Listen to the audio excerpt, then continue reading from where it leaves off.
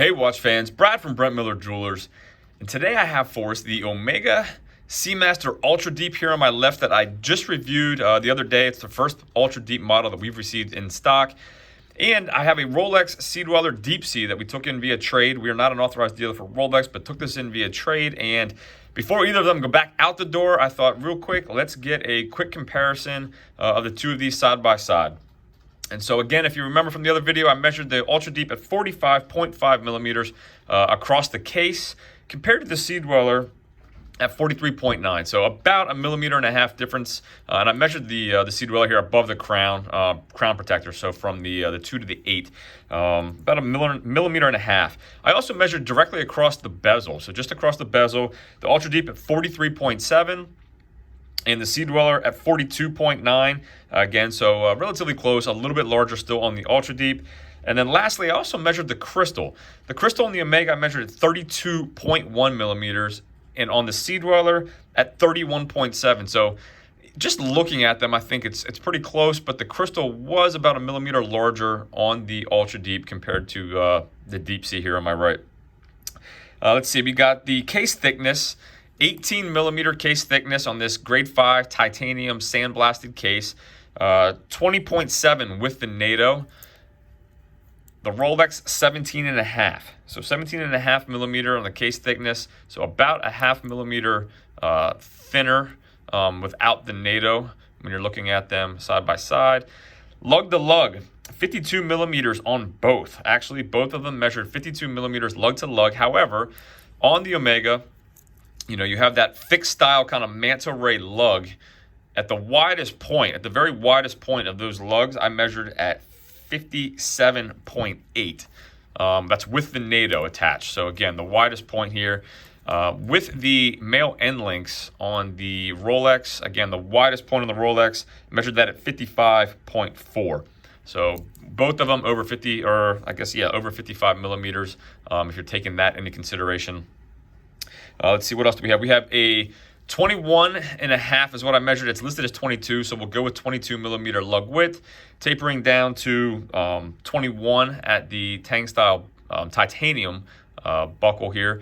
On the Rolex, measured it at 21 millimeter lug width, tapering down to 15.5 at the widest point of the smallest link here, and then back out to 17.5 at the clasp. So again, a fantastic taper that I think allows a larger watch to wear better, in my opinion, with the Deepsea here. Let's see, what else do we measure? We have the 123.2 grams on this titanium NATO. Obviously going to be a lot lighter being titanium and on a NATO. The seadweller, and again, in trade, I do not know if this is a full link bracelet right now or if links have been removed, but I did weigh this morning at 211.2 grams. So it'd be great to compare, you know, steel to steel in these models eventually. Maybe that'll be an option. Or I'd even love to see the new Deepsea Challenger, you know, obviously in titanium, just to see how that compares as well. But I don't know that I'll see one of those anytime soon. So again, for what we have, I think it's just fun to kind of take a look at both of these. 6,000 meters of water resistance on the Omega versus 3,900 meters on this seadweller Deepsea. I believe the new Challenger's 11,000 meters, if my memory's correct, which is nearly double this Ultra Deep. So yes, obviously made for deep sea diving. I don't know how many folks are buying these for that, but regardless, desk diving, I think will be more than covered with these models. And then lastly, price. You know, one of the reasons I did want to pull these up side by side is the price points, I think, similar. The Ultra Deep here retails at $12,300, and if you can get one of these Deepseas at retail, I believe $13,800 is retail on them. I have not looked at the used market, so I'm sure that is considerably higher on the Deepsea. So regardless, let me throw these both on wrist, get a Lume shot.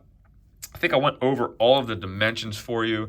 Movement-wise, both of them are going to have fantastic movements. The Omega, the caliber 8912 with 60 hours of power reserve. And on the Rolex, you have their in-house 3235 with 70 hours of power reserve. I would feel more than comfortable and competent with either of those movements. Again, you have a date window on your Deepsea here versus no date window on the Ultra Deep. But both really great looking watches. You know, if you want stainless steel bracelet between these two, it's a no-brainer. But let me throw these both on my wrist. Listen, I have a 6 3/4 inch wrist. You know, I am not the market for either one of these. However, hopefully it gives you at least a little bit of an idea of how both of them look on wrist. Bear with me, I'm getting the NATO through.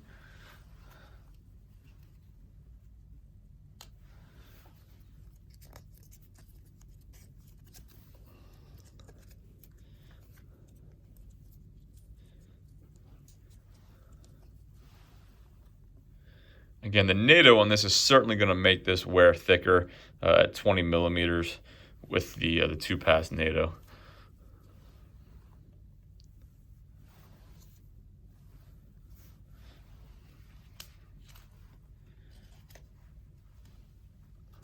And we'll take a look at the 44 millimeter Deepsea here. Again, the tapered bracelet, I do think lends to making it more wearable. But again, 17.5 millimeters thick, you still have some heft on it.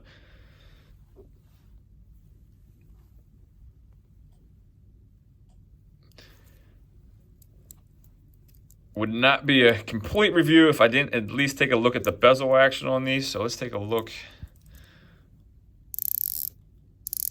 Butter smooth, sounds great.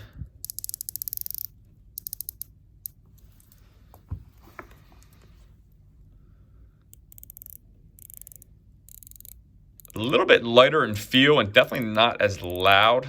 Again, could have anything to do with the titanium or just the construction itself. It feels great, just not the same feel certainly as the Rolex bezel, but still very good nonetheless. And let me hit the lights.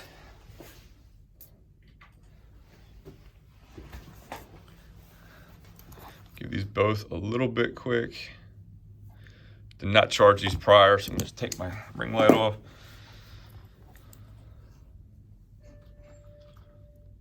So as always, greatly appreciate you viewing. If there's anything I can do for you, email me, brad@brentmillertime, and we'll see you in the next video.